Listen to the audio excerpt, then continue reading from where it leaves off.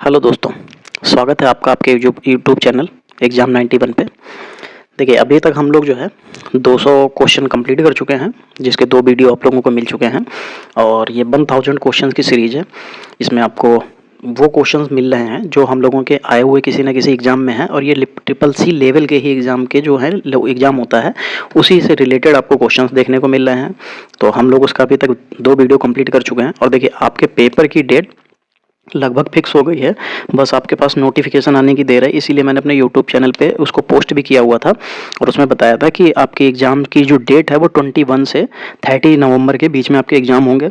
2 शिफ्टों में एग्ज़ाम होंगे, एक 9 से 12 होगा और एक ढाई से साढ़े 5 होगा। ठीक है, और ये आपका जो है एडमिट कार्ड वो नेक्स्ट वीक तक आने के पूरे चांसेस हैं। तो आप लोगों ने अभी जो भी चीज़ें अगर आपकी कंप्लीट नहीं है तो आप लोग के पास 15 दिन है और आप उनको अब कंप्लीट कीजिए और थोड़ा-सा अब आप टाइम इधर भी दीजिए, क्योंकि अब आने वाले समय में जैसे ही आपके एडमिट कार्ड की डेट आती है या एडमिट कार्ड आ जाते हैं तो उसी दिन से, जिस दिन एडमिट कार्ड आएगा उसके नेक्स्ट डे से हम लोग क्या करेंगे कि पूरा का पूरा सेट पेपर करेंगे। उस पूरे सेट पेपर में आपको 180 क्वेश्चंस देखने को मिलेंगे। ठीक है, 50 क्वेश्चन आपका कंप्यूटर का अलग से होगा और पूरा एक जो है 180 क्वेश्चंस का एक पूरा पैटर्न अलग से होगा। तो वहाँ से क्या होगा, हम लोग प्रैक्टिस करेंगे तो उसमें कुछ नए क्वेश्चंस आएंगे, कुछ नई ट्रिक्स आएंगी, कुछ नए तरीके सीखेंगे, तो उसमें रीजनिंग होगी। तो वहाँ पे कुछ नए तरीके, कुछ नई चीज़ें हमको सीखने को मिलेंगी, तो इसलिए पूरा प्रैक्टिस सेट करेंगे वो 2 घंटे का। देखिए 3 घंटे का पेपर है, लेकिन हम लोग कोशिश ये करेंगे कि उसको थोड़ा सा जल्दी करके 2 से ढाई घंटे में उसको ख़त्म कर दें। ठीक है, चलिए अब हम लोग आते हैं अपनी क्लास पे। चलिए, अभी तक 200 क्वेश्चन कंप्लीट कर चुके हैं। ये देखिए 201 क्वेश्चन से है। चलिए, इसका पहला क्वेश्चन क्या है, ये होता है पिवट टेबल। ठीक है, जब भी आपको टेबल की बात आए तो याद रखिएगा, जब पिवट टेबल, इसमें आपको जब भी कभी टेबल की बात आए तो देखिए टेबल हमेशा याद रखिएगा हमारी एक्सेल में होती है। किस में होती है? ठीक, ये एक्सेल में होती है। और जो एक्सेल में जो हमारी टेबल्स होती हैं तो याद रखिएगा कि ज़्यादातर जब भी कभी इस तरीके से कोई भी टेबल आएगा और आपको उसमें एक्सेल दिख रहा है तो आप सीधे उसमें एक्सेल पे चले जाइएगा, आपका आंसर सही हो जाएगा। चलिए, क्वेश्चन नंबर 2, इनमें से कौन सा कंप्यूटर सबसे शक्तिशाली होता है? देखो, सबसे अगर शक्तिशाली की बात करेगा तो सुपर कंप्यूटर होता है। ठीक है, चलिए आगे देखते हैं।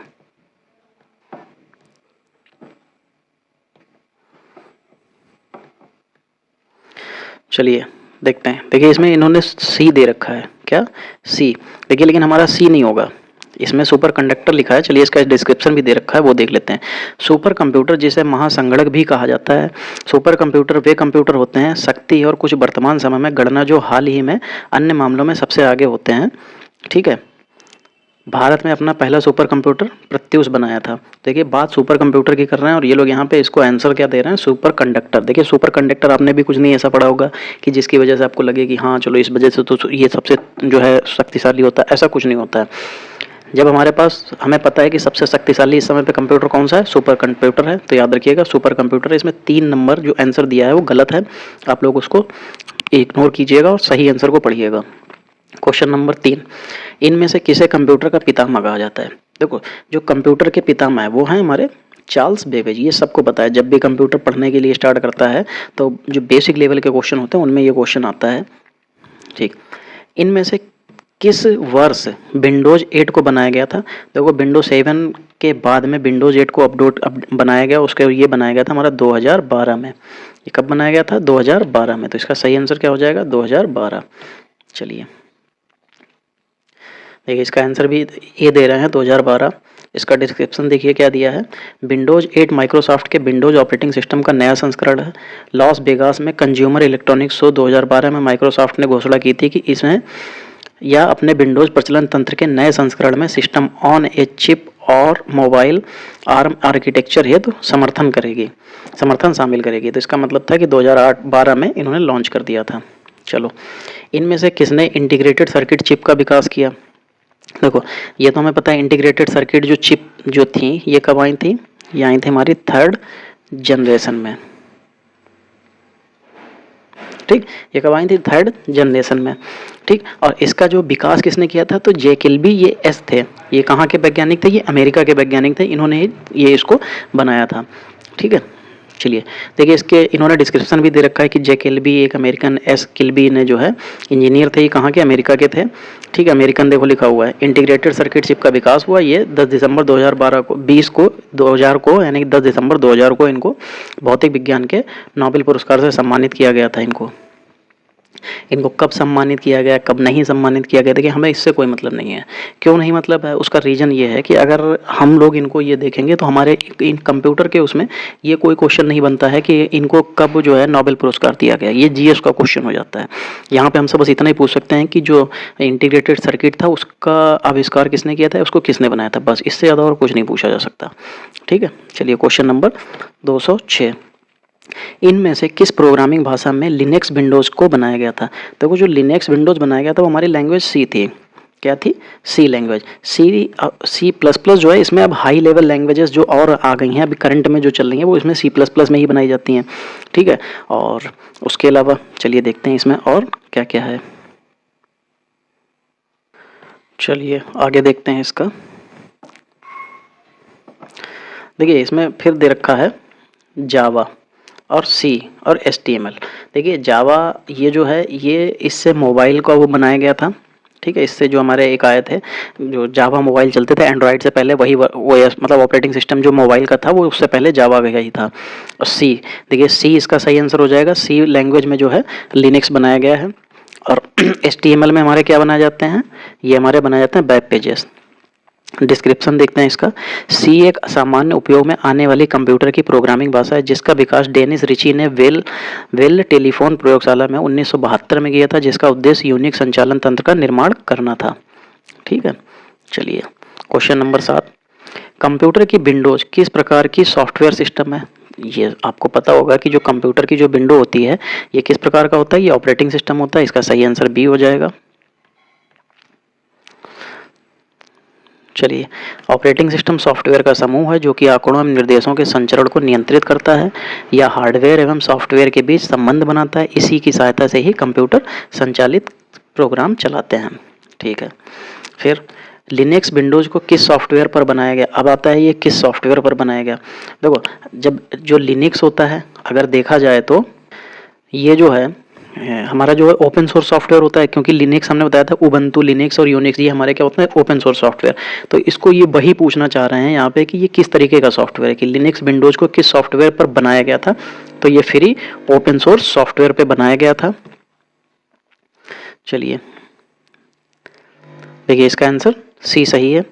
लिखा क्या है description, free open source software जिसे मुफ्त स्रोत सॉफ्टवेयर भी कहा जाता है, जिसका स्रोत कोड सभी के लिए खुला होता है। सोर्स कोड ऐसे सॉफ्टवेयर का कोड कोई भी व्यक्ति संशोधित कर उसके विकास में योगदान दे सकता है या स्वयं अपने काम में इसका निःशुल्क उपयोग कर सकता है। ठीक है, ओपन सोर्स सॉफ्टवेयर वो होते हैं। इनमें से किस कंपनी ने विंडोज 7, 8 और 10 बनाए हैं। तो आपको पता होगा कि ये जो विंडोज बनाए हैं ये हमारे माइक्रोसॉफ्ट ने बनाए हैं।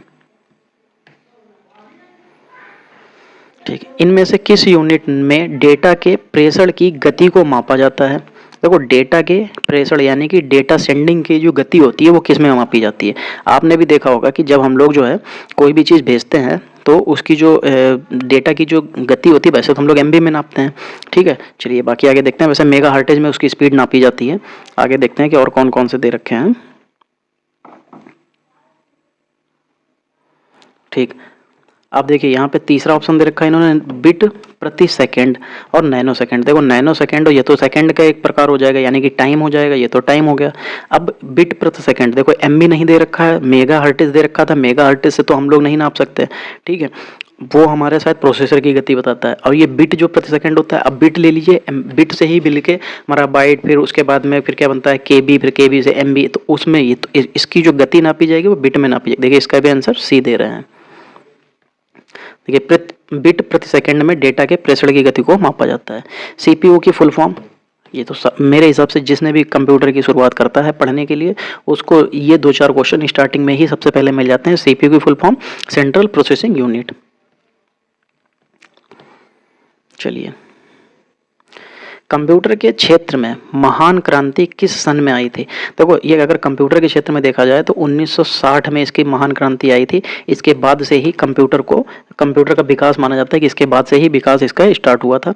देखिए किस ऑप्शन में, 1947, 1986, 2005, 1960। ये देखिए 1960 इसका सही आंसर हो जाएगा। देखिए इसमें भी 1960 दे रहे हैं। इनमें से कौन सा सर्च इंजन नहीं है? सर्च इंजन क्या होता है? जिससे हम लोग सर्च करते हैं। तो गूगल क्या है? सर्च इंजन है।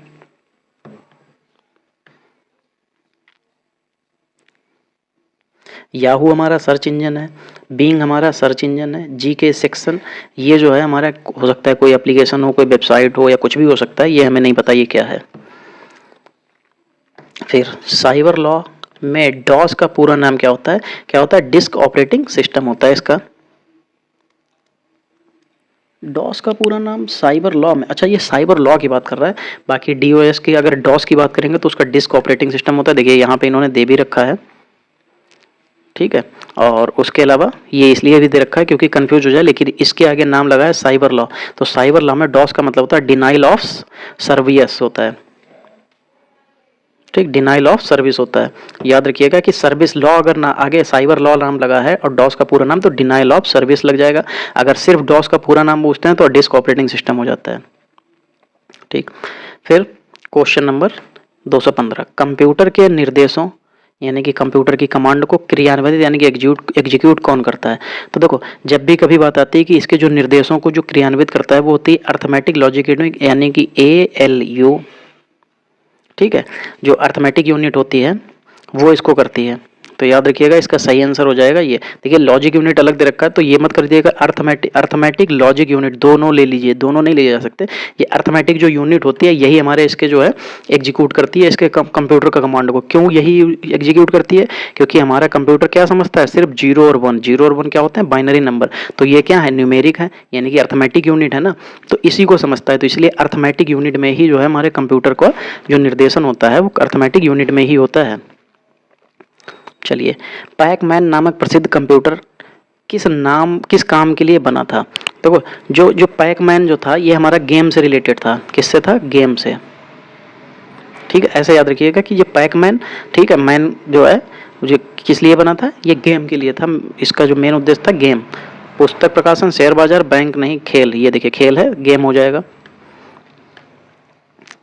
फिर माइक्रो प्रोसेसर कंप्यूटर किस पीढ़ी में आए थे? देखो अब माइक्रो प्रोसेसर की बात कर रहा है, ठीक है।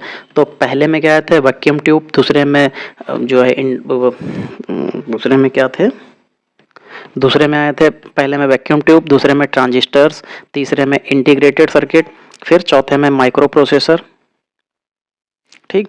तो किस पीढ़ी में आए थे? चौथी पीढ़ी में। चलिए आगे देखते हैं।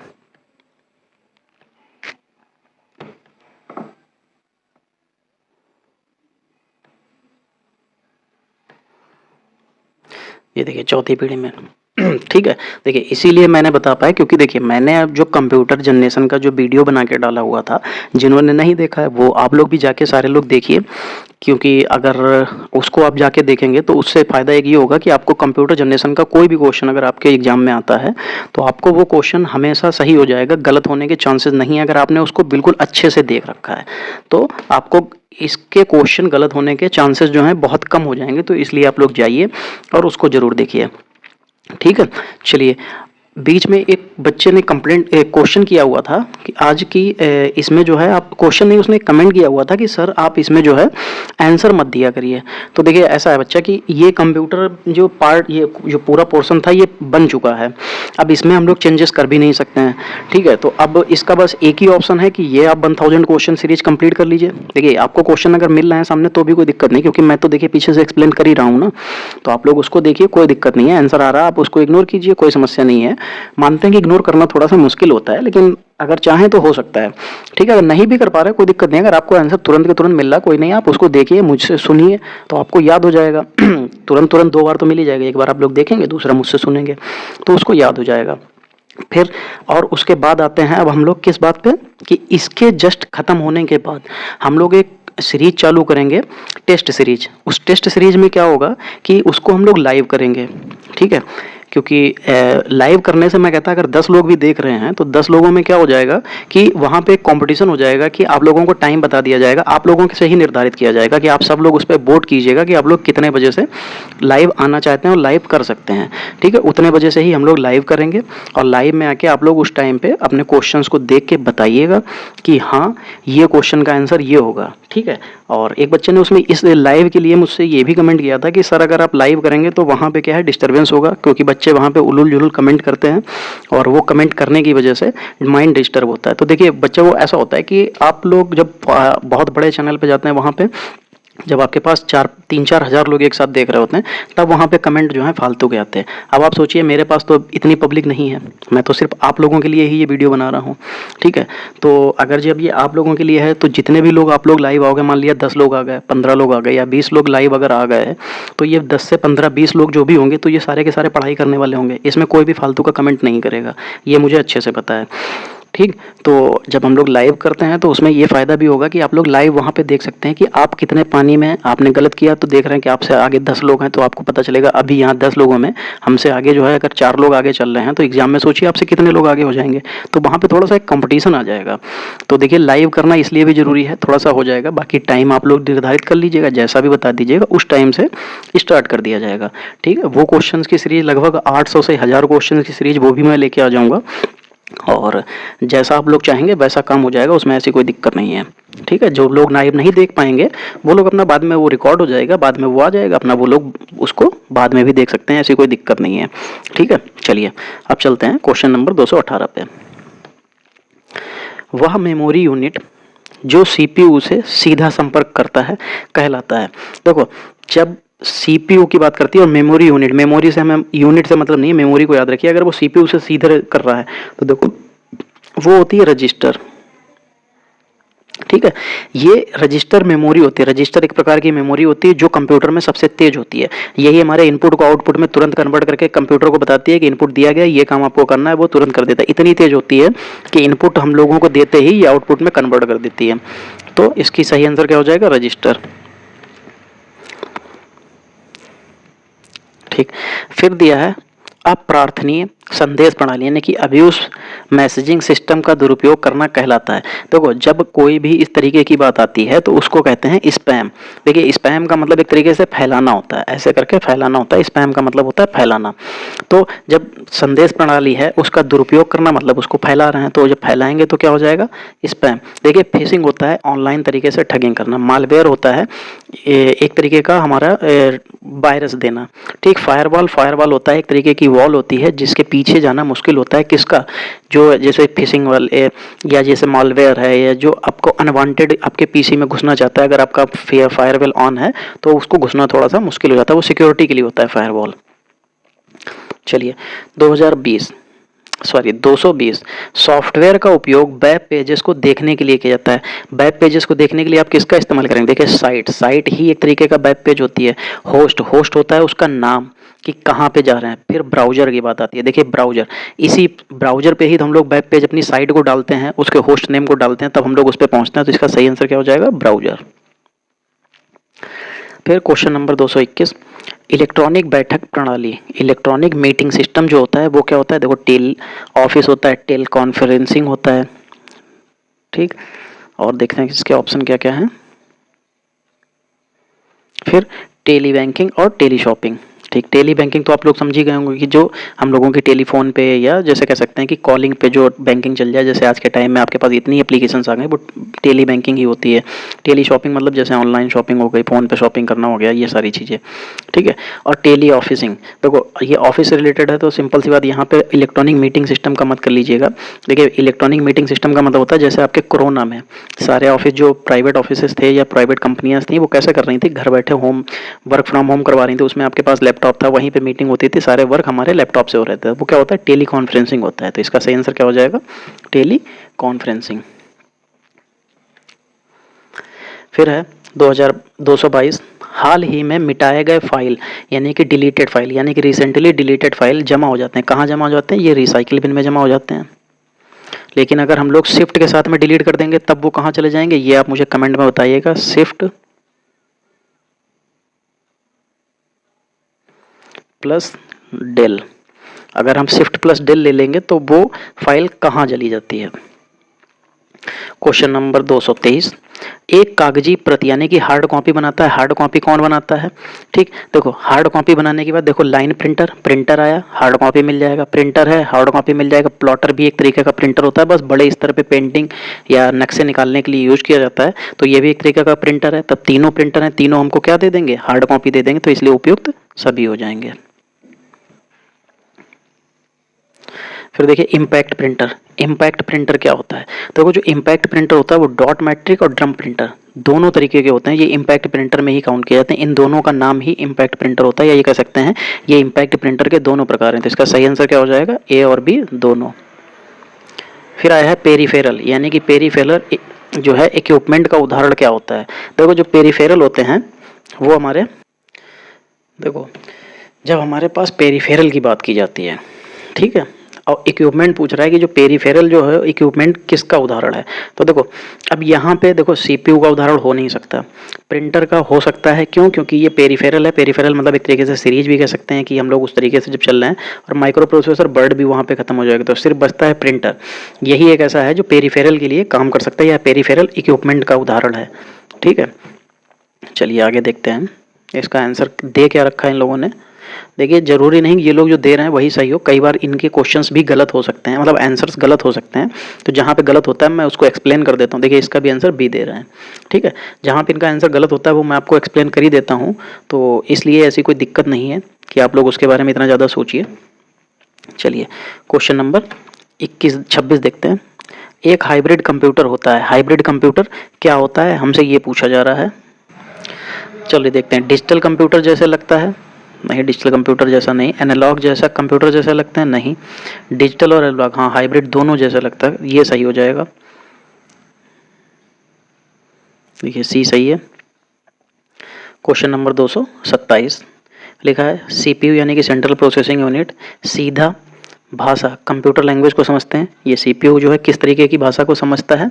ये हमारी समझता है मशीनी लैंग्वेज को। और मशीनी लैंग्वेज किस में चलती है? 0 एंड 1 में चलती है। कोई भी लैंग्वेज आएगी वो सबको कन्वर्ट करेगा किस में? 0 एंड 1 में। 0 एंड 1 क्या होता है? बाइनरी नंबर होता है, जो कि हमारा कंप्यूटर सिर्फ बाइनरी नंबर को ही समझता है। कंप्यूटर थोड़ा सा अनपढ़ होता है, तो इसीलिए उसको दो ही चीज़ें पता है, 0 और 1। अगर आप उसको 0 और 1 में समझाओ तभी वो समझेगा, अगर आप उसको किसी और चीज़ में समझाना तो वो नहीं समझेगा। 228 अच्छी गुणवत्ता बेस्ट क्वालिटी चित्रलेखा ग्राफिक्स कौन उत्पन्न कर सकता है? देखिए अभी मैंने पीछे आपको बताया था कि प्लॉटर जो होता है ये नक्शे निकालने के लिए, पेंटिंग्स निकालने के लिए इस्तेमाल किया जाता है, तो इसका प्लॉटर हो जाएगा। ठीक है, बड़ी तरीके की आपको पेंटिंग निकालनी है, बड़े नक्शे निकालने हैं, बड़े जो प्रिंट निकालने होते हैं वो प्लॉटर से ही निकाले जाते हैं। ठीक, फिर आते हैं 229 लेजर प्रिंटर संबंधित है। लेजर प्रिंटर कैसा होता है? देखिए मैंने आपको बताया था लेजर प्रिंटर का सबसे अच्छा उदाहरण होता है फोटोकॉपी वाली मशीन। ठीक है, फिर इसमें क्या करता है लेजर प्रिंटर? एक बार में पूरे पेज को ऐसे आपके सामने क्या करता है, ऐसे करके लाइट जाती है, ठीक है, और वो लाइट जाते ही क्या होता है पूरे पेज को एक बार में स्कैन करके रीड कर लेता है, और उसके बाद में सीधे ऐसे ऐसे करके पेपर बाहर आ जाता है, उसके ऊपर वही चीज़ छप के आ जाती है।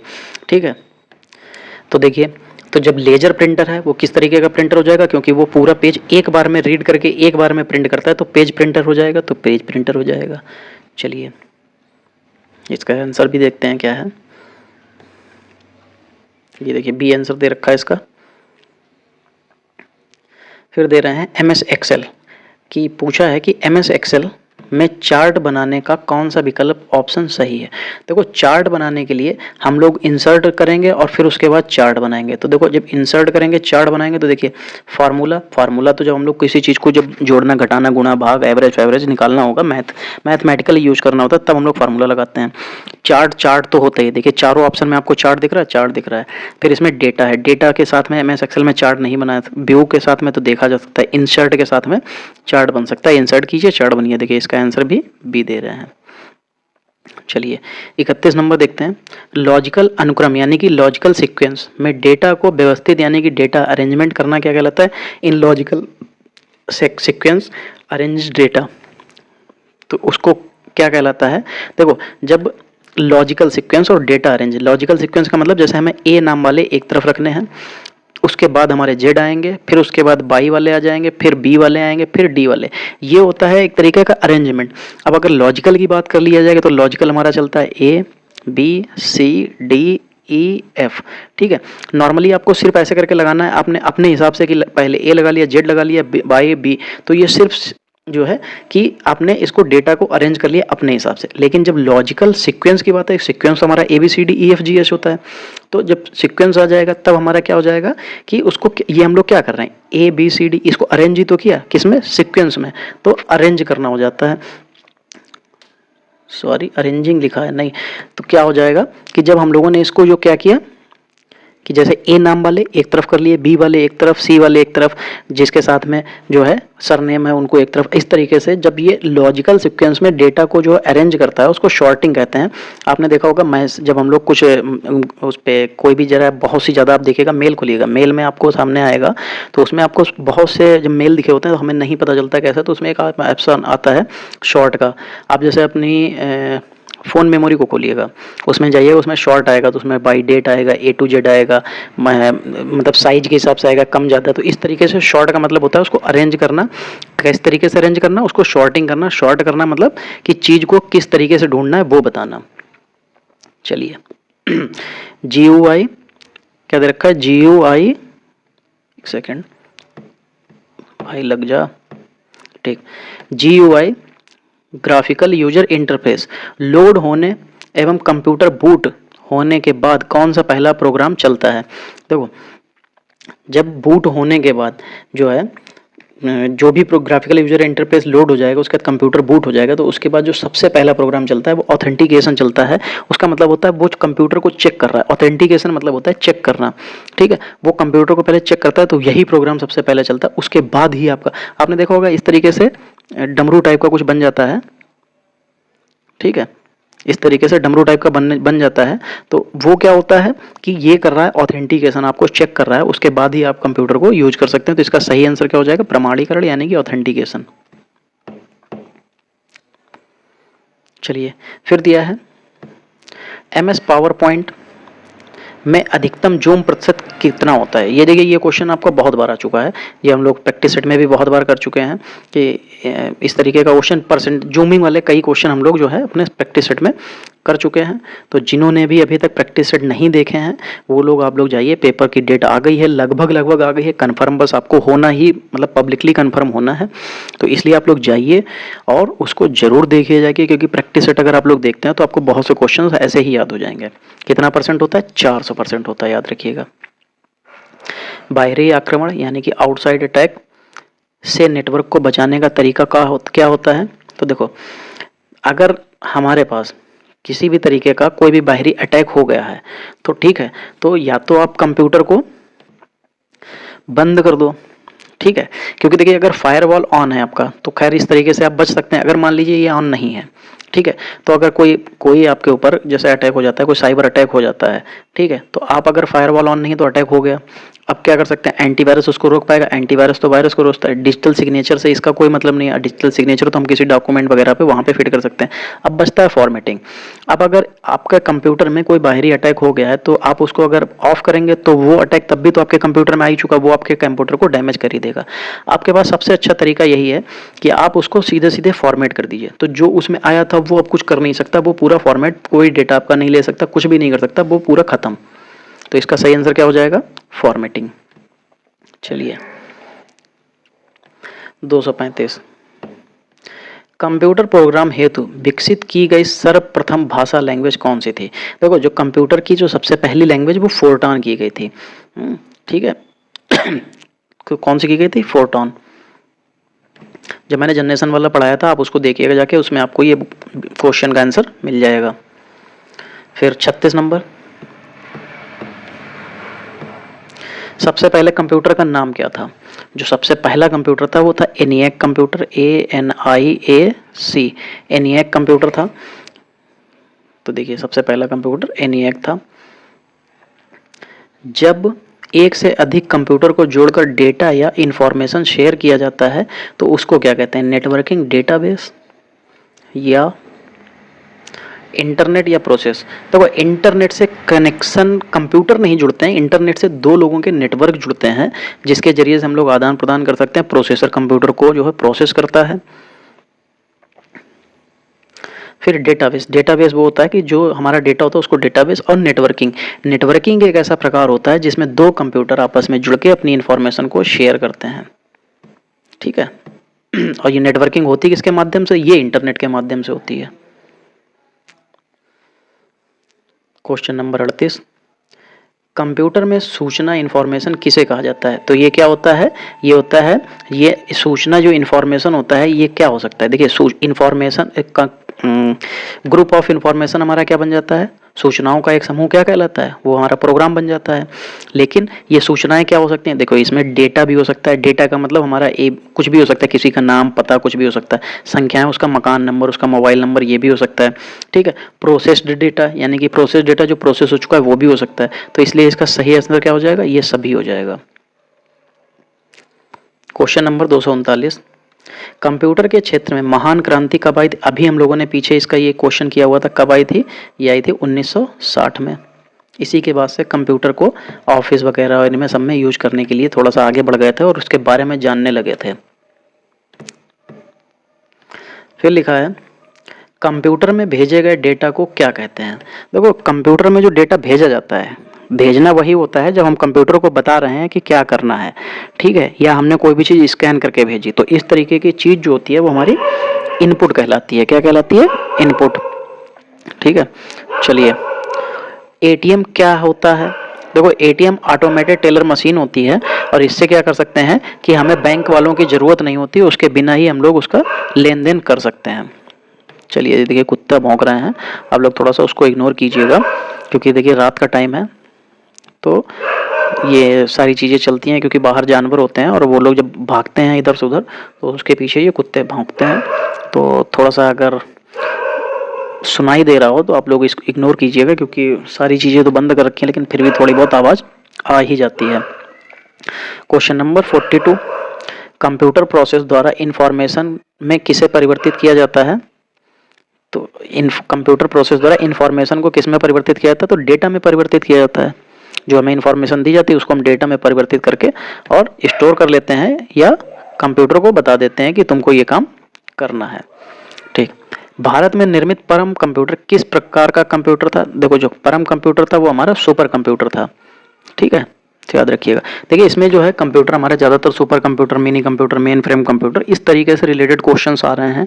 और आपने एक चीज़ यहाँ पे ये भी देखी होगी कि ये जो क्वेश्चंस हैं कुछ इसमें आपको इजी भी मिल रहे हैं और कुछ कुछ क्वेश्चन आपको बड़े थोड़े से हार्ड भी मिल जा रहे हैं। तो देखिए यही क्वेश्चन जो होते हैं यही लेवल आपको क्या बना देते हैं? मॉडरेट, की इसमें आपको थोड़ा सा ईजी मिला और थोड़ा सा हार्ड मिला। तो देखिए पेपर का लेवल भी ऐसा ही आएगा जिसमें आपको 8 से 10 क्वेश्चन ऐसे होंगे जो सभी लोग अटेम्प्ट कर लेंगे। बच्चे जो आगे के 8 से 10 क्वेश्चन उसी में जो होता है आपके नेगेटिव मार्किंग और ये करके, तो आपके कुछ क्वेश्चन उसमें बचते हैं कुछ नहीं बचते हैं। तो इसीलिए 200 क्वेश्चन निकालना थोड़ा सा, 200 बता रहे 20 नंबर लाना थोड़ा सा मुश्किल हो जाता है। चलिए 44 नंबर देखते हैं। आधुनिक कंप्यूटर यानी कि मॉडर्न कंप्यूटर की खोज सर्वप्रथम कब हुई थी? देखिए कंप्यूटर की क्रांति हमारी कब आई थी? 1960 में। और ये क्रांति आई ही इस वजह से थी क्योंकि ये आधुनिक कंप्यूटर का निर्माण हो चुका था। तो ये 1960 से पहले का होगा। यहाँ पे सारे ऑप्शन आपको 1960 से पहले देखते हैं। ठीक है। देखिए ये हमारा उसकी क्रांति आई थी आधुनिक उसमें कंप्यूटर की जो क्रांति आई थी 1960 में, तो ये आधुनिक कंप्यूटर की खोज 1951 में हुई थी। ठीक है। भारत जब आज़ाद हुआ तो उसके बाद ही, मतलब भारत में तो नहीं कह सकते कि भारत में तो ये आया है लगभग 90 के आसपास भारत में कंप्यूटर जो यूज हुआ है। ठीक है। 20वीं शताब्दी में 245 भारत में निर्मित परम कंप्यूटर किस प्रकार का कंप्यूटर? अच्छा अभी यही क्वेश्चन आया था फिर रिपीटेड हो गया क्या? ये पेज पूरा रिपीटेड हो गया है क्या? लग तो नहीं रहा, लेकिन सिर्फ क्वेश्चन से रिपीटेड हैं कुछ एक दो। चलिए 46 नंबर, आधुनिक कंप्यूटर यानी कि आधुनिक, अभी बताया कि वहाँ पे 251। हाँ कुछ क्वेश्चन जो हैं इसके रिपीटेड हो गए हैं। चलिए गणना यंत्र यानी कि अबकस का आविष्कार कहाँ हुआ था, किस देश में हुआ था? देखो अबकस का आविष्कार जो है ये चीन में होता है। अबकस का होता है जैसे इस तरीके के डंडे लगे होते हैं और इनमें इस तरीके के गोले फंसाए जाते हैं। ठीक, ये इस तरीके के गोले होते हैं तो ये कैसे काउंट किया जाता है, ये अमेरिकन स्टैंडर्ड पे अगर काउंट किया जाएगा तो देखिए यहाँ पे वंस होता है, ये टेंस होता है, ये हंड्रेड्स होता है। तो जैसे इसमें 2 है तो ये 2 हो जाएगा, इसमें 3 है तो ये 3 हो जाएगा, इसमें 4 है तो 4, ये कितना हो जाएगा 432। तो ये अबकस क्या था, गणना करने के लिए था। इसका आविष्कार कहाँ हुआ था, ये चीन में हुआ था। फिर 247, इंटीग्रेटेड सर्किट चिप का विकास किसने किया था। देखो जो अभी ये इसका क्वेश्चन शायद हम लोगों ने चौथा या पांचवा क्वेश्चन ही हम लोगों ने ये किया था। तो आईसी चिप का विकास किसने किया था। शुरुआत इसकी हुई थी 3rd जनरेशन में,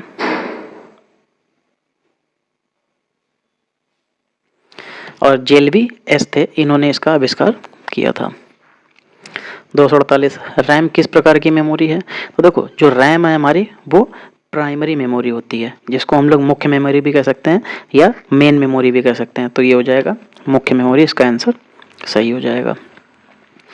चलिए 249, सीके के लिए यूपी सामान्य गणितीय परफॉर्म मैथमेटिकल कैलकुलेशन कौन करता है। अब मैथमेटिकल कैलकुलेशन की बात आएगी तो देखो एएलयू जो होता है वो हमारा मैथमेटिकल कैलकुलेशन के लिए होता है, याद रखिएगा।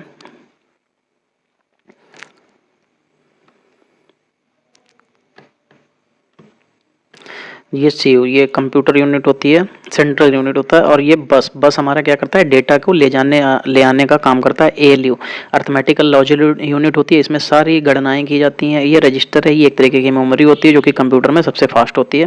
तो इसका सही आंसर हो जाएगा एएलयू। देखिए ऐसा है, मैं थोड़ा सा फास्ट इसलिए भी हो जाता हूँ, जो पढ़ा रहा होता हूँ तो फास्ट इसलिए भी हो जाता है क्योंकि मैं देख रहा होता हूँ ना 100 क्वेश्चन करने हैं और फिर वीडियो लगभग 1.5 घंटे का हो जाए तो फिर आप लोग भी देखना इग्नोर कर देते हैं। तो इसलिए अभी क्या है कि मुझे ये दिख रहा है कि हम लोगों को ज़्यादा से ज़्यादा क्वेश्चंस कवर करने हैं, टाइम कवर करने का कोई मतलब नहीं है। तो इसलिए मैं थोड़ा सा फास्ट हो जाता हूँ कि हो सके तो जितना जल्दी आपका 1 घंटे में ख़त्म हो जाए। जहाँ पे मुझे एक्सप्लेन करना होता है वहाँ पे मैं टाइम ले लेता हूँ, जहाँ पे जो नॉर्मल क्वेश्चन होते हैं अब बताइए इसमें मैं क्या टाइम लूँ। अब जैसे एएलयू बताना है तो मैं तो आपको भी पता है उसका, तो एएलयू डायरेक्ट ही उसका बताया जाएगा।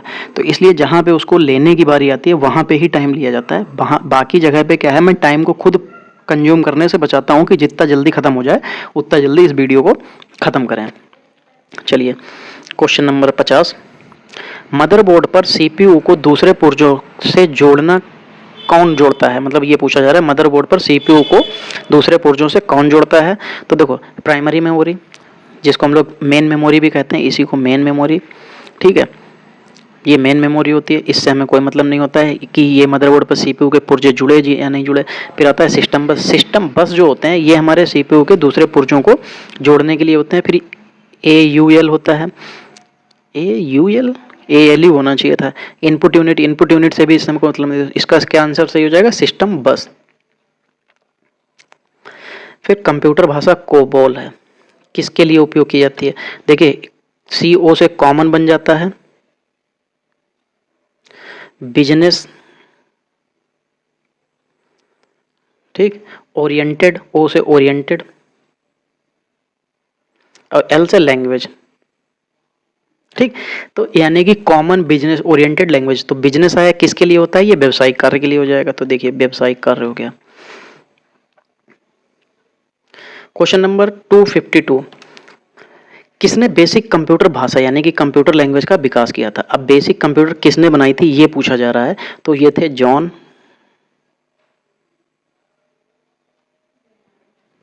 जे, चलिए हो सकता है मिस्टेक भाई हो गई हो स्पेलिंग में, मैं नहीं कह सकता। फिर जॉन और जीकमे थे, कोई नहीं मैं हिंदी में ही लिख दूंगा, स्पेलिंग का झंझट ही खत्म, ठीक है। तो जॉन जी कैमी थे, जी कैमी। तो इन्होंने जो है कंप्यूटर बेसिक भाषा का जो है इन्होंने विकास किया था। और ये किस ऑप्शन में दे रखा है, ये देखिए चौथे ऑप्शन में दे रखा है। फिर पास्कल, पास्कल क्या है, ये पास्कल की एक पास्कल जो है वो हमारी कंप्यूटर की एक भाषा है, कंप्यूटर का एक प्रकार है, ठीक है। वैसे तो कंप्यूटर का ही एक पास्कल जो है हमारी भाषा है। चलिए ये देखते हैं और क्या क्या ऑप्शन दे रखे हैं। कंप्यूटर की एक इकाई है, कंप्यूटर का ऑपरेटिंग सिस्टम नहीं, कंप्यूटर की एक भाषा है। तो देखिए इसका आंसर सही क्या हो जाएगा, कंप्यूटर की एक हमारी पास्कल जो है वो हमारी कंप्यूटर की भाषा है, ठीक। किस प्रोग्राम का चित्र के रूप में प्रदर्शन क्या कहलाता है, किसी प्रोग्राम का चित्र के रूप में प्रदर्शन क्या कहलाता है? तो ये हमारा कहलाता है फ्लो चार्ट। जैसे हमें अपनी बिल्डिंग की ग्रोथ को दर्शाना है, तो मान लिया ये ऐसे ऐसे करके ये हमारी ग्रोथ हो गई, कि ऐसे ऐसे करके ये ग्रोथ गई थी कि कभी ऊपर गई, कभी नीचे आई, कभी ऊपर कभी नीचे, कभी ऊपर ही ऊपर चलती चली गई। तो यानी कि कभी 100 रुपये का लाभ हुआ, फिर 120 का, कभी 90 रुपये का रह गया। तो ये हमारे उसके ग्रोथ को दर्शाता है, और ये हमारा जो होता है ये फ्लो चार्ट होता है, ठीक है। और ये हमारा बनाया किस में जाता है, ये हमारा प्रेजेंटेशन वाले यानी कि बनाया जाता है। तो इसका सही आंसर हो जाएगा फ्लो चार्ट। क्वेश्चन नंबर 255, कौन सा सबसे कॉमन प्रकार का स्टोरेज डिवाइस है? देखो, सबसे कॉमन प्रकार की अगर बात पूछी जाएगी तो वो हमारी क्या होती है, ऑप्टिकल होती है। ये शायद कल वाले पे एग्जाम में भी तो था। इसमें देखिए इन्होंने ये दे रहे हैं बी, जो कल का जो सेट पेपर हम लोगों ने किया हुआ था, जो 101 से लेके 200 तक, उसमें कॉमन प्रकार का था, तो वो हमारा शायद ऑप्टिकल ही था। इसमें ये लोग मैग्नेटिक दे रहे हैं, देख लीजिएगा आप लोग एक बार जब क्वेश्चन को देखिएगा, तो शायद उसमें ऑप्टिकल था। अगर कल का वीडियो जिसने बहुत ध्यान से देखा हो तो एक बार मुझे वो लोग कमेंट करके बताइएगा इसमें कि उसमें ऑप्टिकल था या मैग्नेटिक था। मुझे एग्जैक्टली नहीं याद आ रहा, लेकिन मुझे ये याद है कि शायद ऑप्टिकल था कॉमन प्रकार का, तो इसलिए वही था। कौन सा पॉइंट ड्रॉ डिवाइस है? देखो, जब ड्रॉ डिवाइस की बात आएगी तो हम लोग क्या उंगली लगा के तो देखो कंप्यूटर में कर नहीं सकते, बना तो सकते नहीं उंगली लगा के। स्कैनर से हम लोग स्कैन कर सकते हैं, वहाँ बना नहीं सकते हैं, वहाँ पे स्कैन होके जो रखा होता है वही स्कैन होके आ जाएगा। कीबोर्ड से अच्छा हमें गोला बनाना है तो कैसे, ऐसे गोला बनाना कैसे बना सकते हैं, नहीं बना सकते ना। और प्रिंटर जो हमने बना रखा है उसको बाहर हमें कागज़ पे दे देगा आउटपुट। तो पॉइंट डिवाइस यानी कि पॉइंटिंग डिवाइस की बात कर रहे हैं, ये पॉइंट ड्रॉ करने के लिए तो देखो माउस का इस्तेमाल किया जाएगा। जैसे कि देखिए मैं अभी बोर्ड पे जो है अपने पेन से जो है ये चीज़ लिख रहा हूँ, तो जिसकी वजह से, क्योंकि देखिए ये जिस पे मैं कर रहा हूँ ये हमारा बोर्ड है, ठीक है जी, आपको स्क्रीन पे ये पूरा दिख रहा होगा, ये पूरा बोर्ड है, ये डिजिटल बोर्ड है जिस पे मैं आपको पढ़ा रहा हूँ। और देखिए मैं डिजिटल बोर्ड से जो है अपने पेन से जैसे ही इसको ऐसे करता हूँ देखिए गोला बन जाता है। तो ये एक पेन जो है हमारा एक तरीके का माउस का काम करता है। तो माउस से ही हम लोग क्या कर रहे हैं, पॉइंट ड्रॉ कर रहे हैं। तो इसका सही आंसर क्या हो जाएगा, माउस। चलिए क्वेश्चन 257, बार कोडिंग में कितने अक्षर होते हैं? देखो, जो बार कोडिंग होती है उसमें 10 अक्षर होते हैं। बार कोडिंग होती है किस तरीके की, इस तरीके की जो बार कोडिंग होती है ऐसे ऐसे करके लाइंस बनी हुई होती हैं उसमें, ठीक है, ऐसे करके, और उसमें नीचे नंबर्स लिखे होते हैं ऐसे ऐसे करके।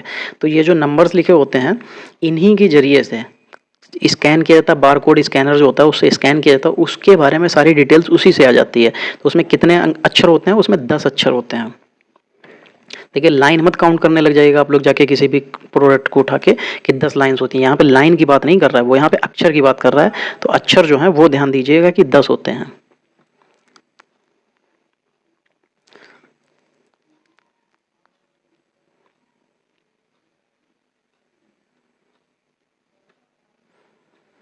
फिर 0.25 का बाइनरी नंबर पूछा जा रहा है।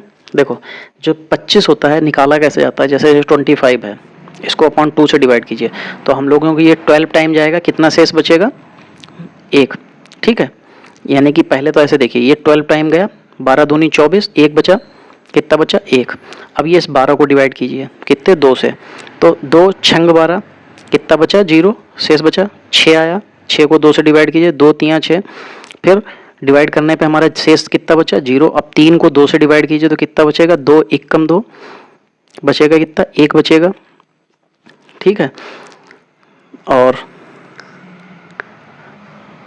उसके बाद में अब ये जो 1 बचा है इसको 1/2 कर लेते हैं। अब देखिए इसको 2 से डिवाइड करेंगे तो हमारा ये डिवाइड नहीं जाएगा, तो पूरा 1 ऐसे लिख लेते हैं, और यहाँ पर भी 1 आ जाता है। तो देखिए इधर से हमेशा लिखते किधर से, नीचे से ऊपर की ओर लिखते हैं इसको। देखिए 11 00 1, देखिए ये किस ऑप्शन में मिल रहा, 1 0 नहीं, 11 11 11 तीनों है, 11 00 1, 11 00 1। तो देखिए 11 00 1 हमारा ये आंसर सही हो जाएगा। देखिए जो लोग कहते हैं ना कि सर तो आंसर इसलिए लेके आते हैं जिससे आंसर में देख के बता दें, तो देखिए ये सारी चीज़ें जो हैं आपको आंसर में तो बी दे रखा है, लेकिन क्या आंसर में आपको ये भी दे रखा है कि ये दे रखा है क्या आंसर में कि ये कैसे निकाला जा रहा है, या जो कैसे अभी जो मैंने आपको निकाल के पूरा बताया ये तो आपको आंसर में नहीं दिया है, आपको तो सिर्फ बी बताया गया है कि बी आंसर जो है आपका सही है। मैंने तो आपको निकाल के बताया, लाइव निकाल के बता रहा हूँ ना कि ये कैसे किया जाता है। तो याद रखिएगा कि जो लोग कमेंट करते हैं, कमेंट यहाँ पे नहीं करते हैं, कमेंट मुझे आते हैं, मुझे पता है। तो वहाँ से कई लोगों ने मुझसे कहा कि कई बार मैसेज आ जाते हैं, कई बार मैसेज आते हैं उसमें आता है कि कैसे पढ़ा रहे हो, ये तो सब कोई भी कर सकता है। देखिए कर तो कोई भी सकता है, मैं मानता हूँ, लेकिन देखिए क्या होता है ना कि जैसे मैंने आपको अभी ये चीज़ बताई ठीक है, तो वो ज़रूरी होती है। और मेरा उद्देश्य सिर्फ इतना है कि मैं आप लोगों को पढ़ाऊँ, ठीक है। और इसके लिए अगर मुझे कहीं से 10 चीज़ें ढूंढ के लानी पड़ती हैं, 10 जगह से पढ़ना भी पड़ता है, तो मैं उसके लिए पीछे हटता नहीं हूँ, मैं उसको पढ़ के आपको पढ़ाता हूँ। ऐसी कोई दिक्कत नहीं है कि देखिए सभी चीज़ें सभी को नहीं आती होती, ये तो आप भी जानते हैं। तो क्या होता है कि सभी का एक स्ट्रांग पॉइंट होता है। तो मेरे जो स्ट्रांग पॉइंट हैं, देखिए मैं क्या करता हूँ, मेरे पास मैथ, मैं थोड़ा सा ये है कि मैथ आपको अच्छे से पढ़ा सकता हूँ, रीजनिंग मेरी अच्छी है। और बाकी रही बात जीएस वगैरह की, तो देखिए ये क्वेश्चंस जो जो पोर्शन होते हैं, इसके लिए कोई परफेक्ट नहीं होता है, सबको थोड़ा बहुत आता है, सबको थोड़ा बहुत नहीं आता है। कंप्यूटर में मैंने आपको बताया कि मैंने लास्ट ईयर यही अपना यूपीपीसीएल का असिस्टेंट अकाउंटेंट का एग्जाम दिया था। उसमें ओ लेवल के क्वेश्चन आते हैं, उसमें मेरे कट पिट के माइनस मार्किंग करके मेरे 32 क्वेश्चंस नंबर सही आए थे, 32 नंबर्स आए थे, ठीक है। तो और यूपीपीसीएल का जो एग्जीक्यूटिव असिस्टेंट होता है वो मैं इसलिए नहीं देता हूँ क्योंकि मैं टाइपिंग करता हूँ मंगल पे, इस पर कुर्ती पे आती है। लेकिन रही बात सिखाने की, तो देखिए मैं सिखा दोनों सकता हूँ, और मंगल सीखना चाहें मंगल भी। इसीलिए जिन लोगों को मैंने सॉरी मैंने कहा था कि जिन लोगों को इलाहाबाद हाई कोर्ट में फॉर्म डालना है और कुर्ती पे कर रहे हैं, कोई दिक्कत नहीं, आप कुर्ती पे ही अपनी प्रैक्टिस जारी रखिए। मैं आपको कुर्ती पे ही वहाँ पे टाइपिंग करने का बताऊंगा, और कैसे आप कुर्ती वाले ही मंगल पे कर सकते हैं, और आप कैसे इलाहाबाद हाई कोर्ट का फॉर्म डाल के उसमें आप अप्लाई कर सकते हैं। तो जिन्होंने भी फॉर्म नहीं डाला है वो लोग अपना फॉर्म जरूर डालिए, क्योंकि कुर्ती वाली जो टाइपिंग है आपकी वो मंगल में भी होती है, किस में होती है वो मैं आपको टाइम आने पर बिल्कुल समझाऊंगा। तो जिन्होंने अभी तक फॉर्म नहीं डाला वो जरूर डालिए, ठीक है। चलिए अब आते हैं क्वेश्चन नंबर 59 पे। डिजिटल कैमरा में क्या होता है, क्या प्रयोग होता है? तो डिजिटल कैमरे में जो होता है, देखिए एलईडी, क्या बहुत बड़ी सी टीवी ऐसे उसमें लगी होती है कैमरे में? नहीं ना, ठीक। फिर फोटो डायोड, हाँ ये फोटो डायोड अंदर लगा होता है, उसी के जरिए से तो ही कैमरे की जो है क्वालिटीज़ वगैरह क्लियर होती हैं और पिक्सल्स अच्छे हो जाते हैं। प्रकाशीय पेन, इसमें प्रकाशीय पेन का कैमरे में क्या हम लोग किसी तरीके का कोई पेन का इस्तेमाल करते हैं? नहीं ना। फिर आते हैं प्रकाशीय फिल्म, ठीक है। इस तरीके की आपका डिजिटल कैमरा है तो उसमें प्रकाशीय फिल्म क्या पड़ेगी? नहीं पड़ेगी। किसका इस्तेमाल होता है? फोटो डायोड का। ये हमारी फोटो को क्लियर करने, पिक्सल बढ़ाने और पिक्सल को साफ करने के लिए इस्तेमाल किया जाता है फोटो डायोड। रिक्वेस्ट डेटा पर सीधे जंप करने वाले डिवाइस को किस नाम से जानते हैं? ठीक, देखो जो रिक्वेस्ट डेटा, जैसे मान लीजिए आपके पास ये फाइल खुली हुई है, इसमें हमारे पास कुछ फाइल्स इस तरीके से फोल्डर्स आए हुए हैं, इनमें ये फाइल्स हैं। अब हमको किसी एक फाइल पे सीधे जंप करना है, तो हम लोग जब क्या करेंगे, जब उस पर सीधे डायरेक्ट जंप करना है तो जो उसके लिए डिवाइस आती है वो होती है रैंडम एक्सेस। तो जब उस पर हम लोग क्लिक करते हैं, जैसे डिवाइस पे पहुंचेंगे उस पर जैसे हम लोग करेंगे क्लिक, तो क्या होगा, उस डेटा पे हम लोग डायरेक्ट जंप कर जाएंगे। क्यों? क्योंकि वो रैंडम एक्सेस करता है। तो रैंडम एक्सेस का मतलब अचानक से वहाँ पहुँचना, तो रैंडम का मतलब होता है अचानक, तो वहाँ से पहुँच जाएगा रैंडम एक्सेस के जरिए से, ठीक। 261 नंबर। प्रथम मैकेनिकल कैलकुलेटर का निर्माण किया था, जो प्रथम जो कैलकुलेटर बनाया था मैकेनिकल कैलकुलेटर, तो वो किसने बनाया था? ये ब्लेज पास्कल ही थे, इन्होंने हमारे कंप्यूटर का निर्माण किया था, इन्होंने ही इसका बनाया था। सबसे तेज कौन होता है? ठीक, सीडी रोम, रैम, कैच। अगर देखिए इसमें रजिस्टर आ जाएगा तो रजिस्टर हमारा सबसे तेज हो जाएगा। ये देखिए रजिस्टर आ गया ना, बस मैंने आपको बताया था अगर रजिस्टर आ गया तो सबसे तेज ये हो जाएगा, तो सबसे तेज ये रजिस्टर हो जाएगा। Question number 263। किसी फाइल के तुरंत खोलने के लिए डेस्कटॉप पर उसकी लोकेशन का क्या तैयार करते हैं? उसके जो मतलब लोकेशन पे, जैसे ये डेस्कटॉप बना हुआ है, अगर कोई फाइल अंदर है लेकिन हम चाहते हैं कि उसको हम बार बार ओपन करना होता है, हम बार बार इतने फोल्डर्स को खोल के अंदर नहीं जा सकते हैं, तो उसका डेस्कटॉप पे क्या बनाते हैं? उसका एक आइकन बनाते हैं, शॉर्टकट आइकन बना लेते हैं। जैसे उस पर क्लिक करते हैं तो हमारे सामने वो पूरी फाइल ऐसे करके खुल के आ जाती है, तो वो क्या होता है? शॉर्टकट आइकन होता है। फिर मल्टी यूजर ऑपरेटिंग सिस्टम क्या होता है? तो जो मल्टी यूजर होते हैं वो यूनिक्स हो जाता है। एमएस डॉस हमारा सिंगल ऑपरेटिंग सिस्टम होता है, पीसी डॉस ये भी तो उपयुक्त तो सभी हो नहीं सकता था क्योंकि ये दोनों तो अलग हैं, बचा एक ये यूनिक्स। यूनिक्स हमारा मल्टी यूजर होता है।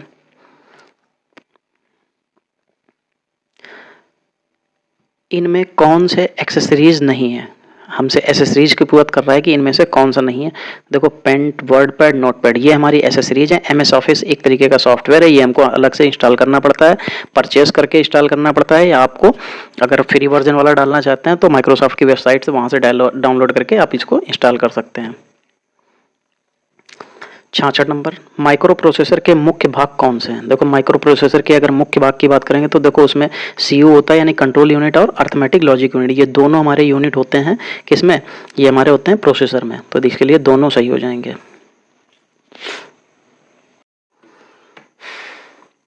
चलिए अगला क्वेश्चन देखते हैं। अगला क्वेश्चन है 267।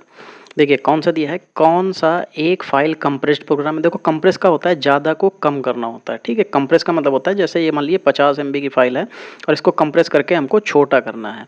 तो देखो जब भी कभी इस तरीके की चीज़ आती है तो वो देखिए जिप फाइल बन जाती हैं, जिसको आपने देखा होगा जिप फाइल के नाम से आते होंगे, देखो उसी को विन जिप फाइल कहते हैं, ठीक है। चलिए क्वेश्चन नंबर 268 में ग्राफिक इमेज को कंप्यूटर किसकी सहायता से इनपुट कर सकता है। देखो जब ग्राफिक इमेज की बात आती है तो देखो इनपुट करना है तो इनपुट हमेशा हम लोग स्कैन करके ही डाल सकते हैं।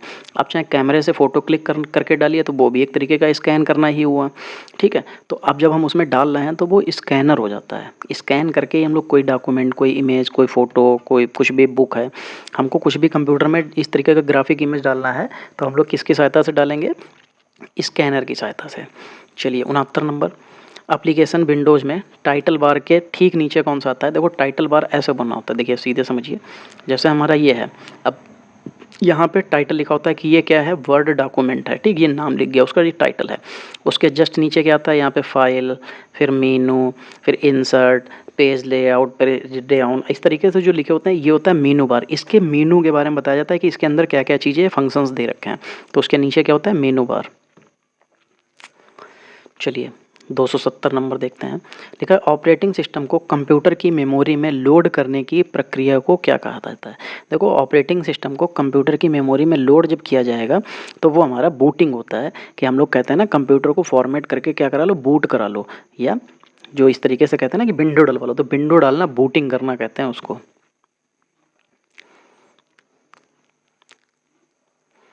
चलिए फिर क्वेश्चन नंबर 271 क्या दिया है, किसी कंप्यूटर को स्विच ऑन करने पर सर्वप्रथम कौन सी मेमोरी क्रियाशील होती है। देखो याद रखिएगा जब भी हम लोग कंप्यूटर को ऑन या ऑफ करने के बाद जैसे उसको रिस्टार्ट भी करते हैं या ऑफ करके ऑन करते हैं तो सबसे पहले बायोस ओपन होता है। क्या होता है, BIOS, इसका मतलब होता है बेसिक इनपुट आउटपुट सिस्टम, ठीक है। तो सबसे पहले ये ऑन होगा तब आपका कंप्यूटर ऑन होगा। अगर आप इस अपने कंप्यूटर में बायोस को बंद कर दीजिए तो क्या होगा कि आप कंप्यूटर को कितना भी ऑन कर लीजिए कंप्यूटर आपका ऑन ही नहीं होगा।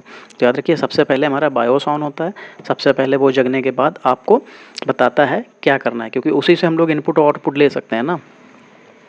निम्नलिखित में कौन सी मोबाइल ऑपरेटिंग सॉफ्टवेयर विकसित करने वाली कंपनी है। देखो गूगल ने विकसित किया नहीं, रिम तो नहीं है, हाँ सिम हो सकता है, हाँ सिम है, माइक्रोसॉफ्ट ने। देखो यहाँ पे निम्नलिखित में कौन सी मोबाइल ऑपरेटिंग सिस्टम सॉफ्टवेयर विकसित करने वाली कंपनी नहीं है, हमसे ये पूछा जा रहा है। देखो सिम जो है क्या होता है कि वो हमारे मोबाइल के अंदर डालने वाली चीज़ होती है, ठीक, ये हमारा मोबाइल से रिलेटेड है। और गूगल के मोबाइल आते ही हैं। रिम रिलायंस इंडस्ट्रीज मोबाइल ये भी है उसका। माइक्रोसॉफ्ट के भी मोबाइल आते हैं। तो किसका आंसर, किसका मोबाइल नहीं आता है, ये सिम नाम का कोई मोबाइल नहीं। अब देखो किसी कंपनी में ऐसा मत घुस जाना कि सर ये देखिए आता है, चाइना की नाम की कंपनियाँ कोई भी वैलिड नहीं है, तो ऐसा मत करिएगा देखिए ये सर आता है, देखिए सिम नाम से एक मोबाइल आता है।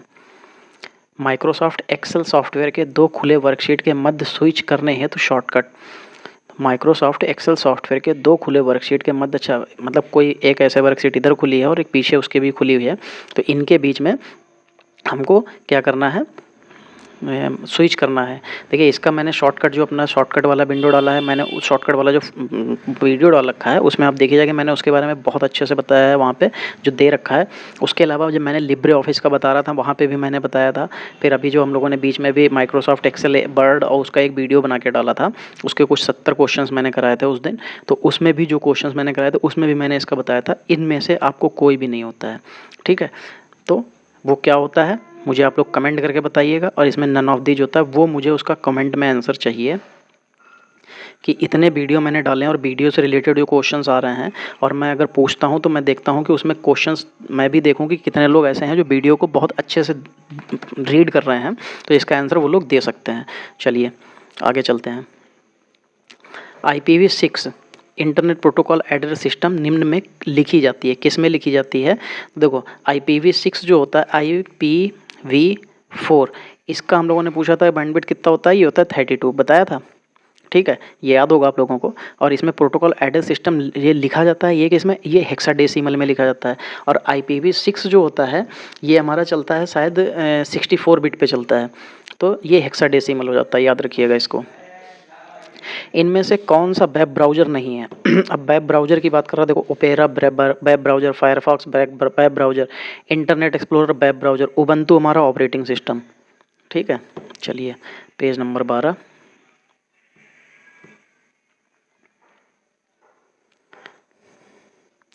फिर 276 नंबर क्या है कि CPU माइक्रो प्रोसेसर बनाने हेतु निम्न में से किसका उपयोग किया जाता है? CPU मतलब सेंट्रल प्रोसेसिंग यूनिट, और माइक्रो प्रोसेसर किससे बनते हैं? हज़ारों हमारी चिप से बनते हैं। किससे? इंटीग्रेटेड चिप से। और इंटीग्रेटेड चिप किसकी बनी होती हैं? ये सिलिकॉन की बनी होती हैं।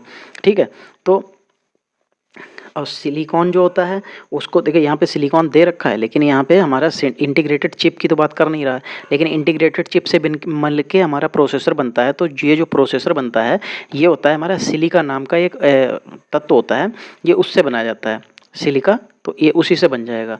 यहाँ पे देखिए सिलिकॉन इसीलिए दिया गया है जिससे कन्फ्यूज होके और सबके सब सिलिकॉन ही लगाएं। देखिए पहली बार में अगर मैं भी इसको एक बार में देखूंगा, मैंने भी पहली बार में सिलिकॉन ही बताया था, और पहले बार में आप जानने पे सिलिकॉन ही लगाएंगे। लेकिन माइक्रो प्रोसेसर की बात कर रहा है कि किस पदार्थ से बना होता है, तो वो सिलिका पदार्थ होता है। निम्न में से किस भंडारण माध्यम में अधिकतम डेटा स्टोर किया जा सकता है? देखो HBD, ब्लू-रे, DVD, CD। ये क्वेश्चन का आंसर मैं पिछले वाले भी वीडियो में दे रखा हूँ, उससे पहले प्रैक्टिस सेट में कई बार आ चुका है। देखो CD इसमें 700, DVD 1 GB से 4 GB तक, ब्लू रे में ये होता है हमारा 4 GB से 8 GB तक, और इसमें 8 से लगभग 12 या 15 GB तक इसमें होता है। तो सबसे ज़्यादा किस में होता है? HBD में, तो याद रखिएगा। देखिए DVD लाते थे तो उसमें हमको 1 मूवी मिलती थी, फिर ब्लू रे लाने लगे तो उसमें 4 मूवी मिलती थी। अगर HBD लेने जाएँ तो उसमें 10 मूवी तक आ जाती हैं लगभग। फिर BGA का फुल फॉर्म पूछा गया। BGA का फुल फॉर्म होता है वीडियोग्राफिक जो होता है एरे होता है। क्या होता है? वीडियोग्राफिक एरे होता है BGA की फुल फॉर्म। जैसे हमारा GUI होता है ग्राफिकल यूजर इंटरफेस, ऐसे ही BGA भी होता है। और BGA केबल होती है। अगर आप BGA आपके वीडियो कार्ड नहीं पड़ा है तो आप कंप्यूटर तो चलेगा आपका, लेकिन उससे हमारे डेस्कटॉप पे कोई किसी भी तरीके का कोई डेस्कटॉप पे कोई भी पिक्चर नहीं आएगा, क्योंकि BGA नहीं होगा। तो BGA क्या होता है? वीडियोग्राफिक एरे होता है, यही हमारे मॉनिटर पे पिक्चर को दिखाता है। TIF का पूर्ण रूप क्या होता है? ये होता है टैग्ड इमेज फाइल फॉर्मेट होता है। इसका मतलब होता है टैग्ड इमेज फाइल फॉर्मेट होता है। ये किस ऑप्शन में दे रखा है? टैग्ड इमेज फाइल फॉर्मेट, जो तीसरे ऑप्शन में दे रखा है, सही हो जाएगा। चलिए 280, इनमें से कोई एक कंप्यूटर की प्रमुख क्रिया नहीं है। पूछा जाए इनमें से कोई एक कंप्यूटर की प्रमुख क्रिया नहीं है, वो क्या नहीं है? देखो डेटा को इनपुट करना कंप्यूटर करता है, डेटा को प्रोसेस भी करता है, डेटा स्टोर भी करता है, डेटा एनालाइज ये काम इसका नहीं होता है। ठीक है, डेटा एनालाइज करने के लिए आपको सॉफ्टवेयर्स वगैरह में जाके वो अपने आप से करवाना पड़ता है, तब करता है। ये कंप्यूटर अपने आप से नहीं करता है, तो इसका सही आंसर यही हो जाएगा। चलिए क्वेश्चन नंबर 281, सर्वोत्तम ग्राफिक्स बनाई जा सकती है, ये किस में बनाई जा सकती है? अभी मैंने बताया था कि देखिए ऑप्शन के हिसाब से बताना, डॉट मैट्रिक्स, लेजर प्रिंटर और इंकजेट और प्लॉटर। तो देखिए ये तो हमारे चारों प्रिंटर हैं, ये चारों क्या हैं? ये चारों प्रिंटर हैं। लेकिन अगर सर्वोत्तम ग्राफिक्स की बात आएगी तो बड़े नक्शे हैं, बड़े फोटोज हैं, जो इस तरीके की चीज़ें ये हमारी प्लॉटर पे आती हैं। फिर 282, इनमें से ऑपरेटिंग सिस्टम नहीं है। इनमें से ऑपरेटिंग सिस्टम पूछा जा रहा है कि कौन सा नहीं है। देखो विंडोज़ ऑपरेटिंग सिस्टम है, क्रोम हमारा वेब ब्राउज़र है, विंडो विस्टा ऑपरेटिंग सिस्टम है, यूनिक्स ऑपरेटिंग सिस्टम है। तो क्रोम क्या है? वेब ब्राउज़र, तो यही हमारा ऑपरेटिंग सिस्टम नहीं है। गूगल क्या है? गूगल हमारा एक सर्च इंजन है, तो इसमें सर्च इंजन हो जाएगा।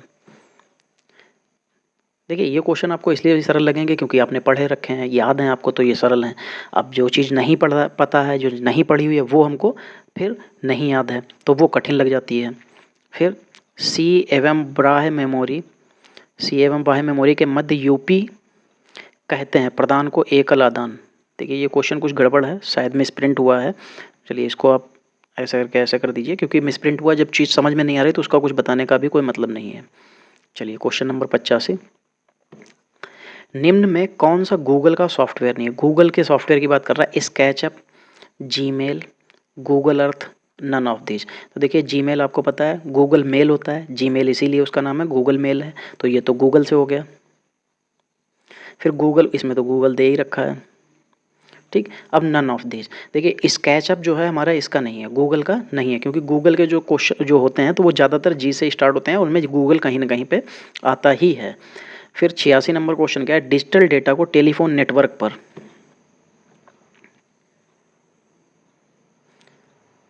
डिजिटल डेटा को टेलीफोन नेटवर्क पर प्रेषित करने के लिए प्रयुक्त प्रौद्योगिकी है, ठीक है। चलिए देखिए, जब टेलीफोन आ जाता है तो हमें पता है कि उसमें मॉडेम आ जाता है, ठीक। क्या इसमें कहीं पे भी मॉडेम दिख रहा, नहीं। तब डिजिटल डेटा को जो है प्रेषित करने के लिए प्रयुक्त प्रौद्योगिकी है, तो देखो ब्लूटूथ, एएसएल राउटर, देखो यहाँ पे राउटर दे रहा है, लेकिन राउटर हम उसको सही नहीं ले सकते, मॉडेम के रूप में नहीं ले सकते हैं।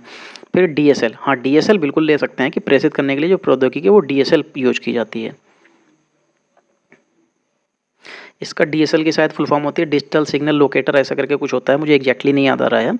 चलिए, दूसरे यूजर द्वारा अपनी गलत पहचान देकर एक कंप्यूटर यूजर की गुप्त इन्फॉर्मेशन प्राप्त करना क्या कहलाता है, ये फिशिंग कहलाता है। जैसे फिशिंग का मतलब मैंने आपको बताया था ना कि मैंने आपकी डिटेल्स आपको बताई कि आपका फला फला एटीएम कार्ड जो है इस कंपनी से, इस बैंक से रिलेटेड, और आपका ऐसे करके, तो ये क्या करते हैं, आपको एक आपकी जानकारी को जो होता है कि मतलब बता दिया कि आपकी कंपनी में, जैसे मेरे पास आपका क्या है कि आपका एक अकाउंट है और आप यहाँ पे हमारे वहाँ पे एक बीमा करवा रखा है, तो इस तरीके से हमें आपकी डिटेल्स पता है, तो हमने क्या किया, किसी दूसरे को बता दिया, ये होती है फिशिंग, कि हमने आपकी जानकारी को किसी दूसरे के माध्यम से लेके आपको ठगना या आपके बारे में जानकारी ले ली। तो इसीलिए यदि लिखा है कि दूसरे यूजर द्वारा अपनी गलत पहचान देकर एक कंप्यूटर यूजर की गुप्त इन्फॉर्मेशन प्राप्त करना। मैंने आपको कॉल किया, आपसे पूछा कि सर आपका एटीएम जो है ये एक्सपायर होने वाला है, इसके लिए आपके पास एक ओटीपी आएगी, वो मुझे बतानी होगी, और आपके जो नंबर हैं और एक पिन बताना होगा, आप मुझे बता देंगे और आपका जो पैसा है मैं निकाल लूँगा। तो ये किसके माध्यम से निकाला गया, ये फिशिंग कह सकते हैं, ये साइबर अपराध होता है, ठीक है, ये साइबर क्राइम होता है, याद रखिएगा, तो इसको ये फिशिंग कहते हैं। चलिए, क्वेश्चन नंबर 87, कर्सर को टेक्स्ट लाइन के शुरू में लाने के लिए कौन सी की का इस्तेमाल किया जाता है। देखो, अगर आपको कर्सर को बिल्कुल स्टार्टिंग में यहाँ से लाना है, जैसे ये हमारा पूरा पेज है और ये सब ऐसे करके डेटा लिखा हुआ है, और कर्सर को हमको यहाँ पे लाना है, तो उसके लिए आप कुछ नहीं दबाइए, आप होम दबा लीजिए, बिल्कुल कर्सर आपका स्टार्टिंग में आ जाएगा, तो इसके लिए होम हो जाएगा। ऐसा कंप्यूटर वायरस जो स्वतः दूसरे कंप्यूटर प्रोग्राम में जुड़ जाता है उसे कहते हैं। देखो, जो इस तरीके के जो वायरस होते हैं इनको ट्रोजन वायरस कहते हैं, याद रखिएगा, ये ट्रोजन वायरस होते हैं जो एक कंप्यूटर से दूसरे वायरस में, जैसे मेरे कंप्यूटर में वायरस है, आपने मेरी कंप्यूटर में पेन ड्राइव लगाई, आपने कोई डेटा लिया, और वो डेटा आप अपने कंप्यूटर में पेन ड्राइव लगाते ही क्या हो जाएगा, आपके कंप्यूटर में भी वो वायरस आ जाएगा, ये होते हैं ट्रोजन वायरस। क्वेश्चन नंबर 89, इनमें से कोई एक नॉन इम्पैक्ट प्रिंटर उदाहरण नहीं है।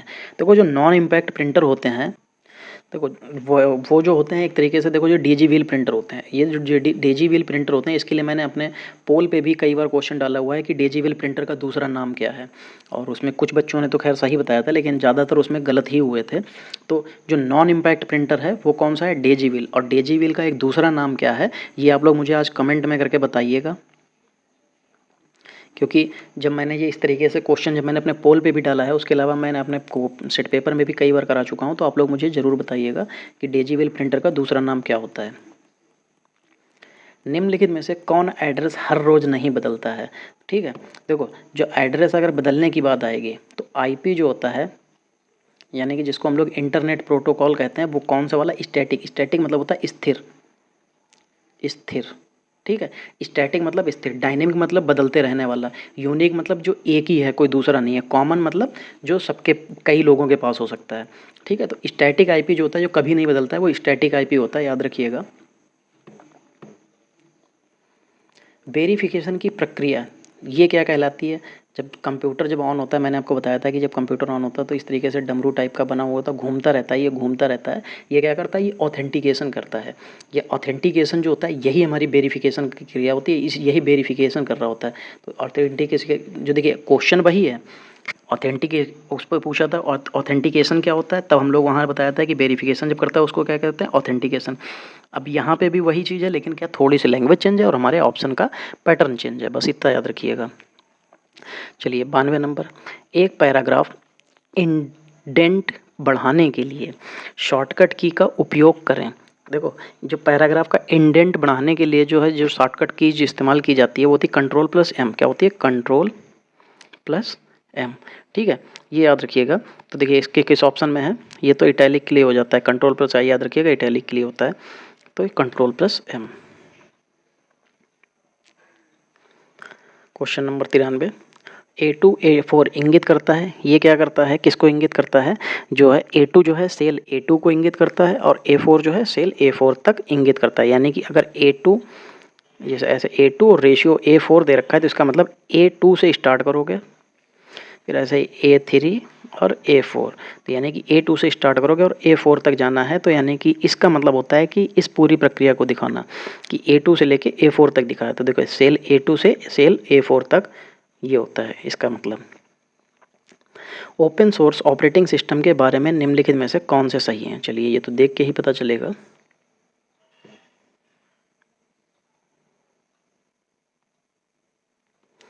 ठीक, ओपन सोर्स ऑपरेटिंग सिस्टम की बात कर रहा है। देखो उबंटू तो ऑपरेटिंग सिस्टम होता है, स्यूज भी जो होता है, और ये देखो उबंटू जो है डेबियन। ये देखिए उबंटू के कई प्रकार होते हैं, याद रखिएगा उबंटू के कई प्रकार होते हैं, और उबंटू के जितने भी प्रकार होते हैं वो सारे के सारे हमारे ओपन सोर्स होते हैं। ये सारे के सारे हमारे जो हैं उबंटू के ही प्रकार लिखे हैं, और ये जो अगर उबंटू के हैं तो ये सारे क्या हो जाएंगे? Open source. तो इसके लिए सही ऑप्शन क्या हो जाएगा? 4। देखिए यहाँ भी 4 दे रहे हैं। 295, ऑपरेटिंग सिस्टम एडिटर्स और डीबगर्स आते हैं तो इनको क्या कहते हैं? देखो जो ऑपरेटिंग सिस्टम एडिटर्स और डीबगर्स आते हैं, देखो बग क्या होता है? बग आपको पता होगा, गलती होती, गलती को ढूंढ के सुधारने की क्रिया को क्या कहते हैं? डीबगिंग कहते हैं। तो ये वही डीबगर्स होता है जो सिस्टम एडिटर्स यानी कि एडिट करना और उसको डीबगर्स करना क्या होता है? ये किसके अंतर्गत आते हैं? ये सिस्टम सॉफ्टवेयर के अंतर्गत आते हैं। ये उसी में क्या कर सकते हैं हम लोग? एडिट करके और वो सब कर सकते हैं, मतलब उसको डीबगिंग कर सकते हैं। सॉरी। 96 नंबर, निम्नलिखित में कौन सा ऑपरेटिंग सिस्टम नहीं है?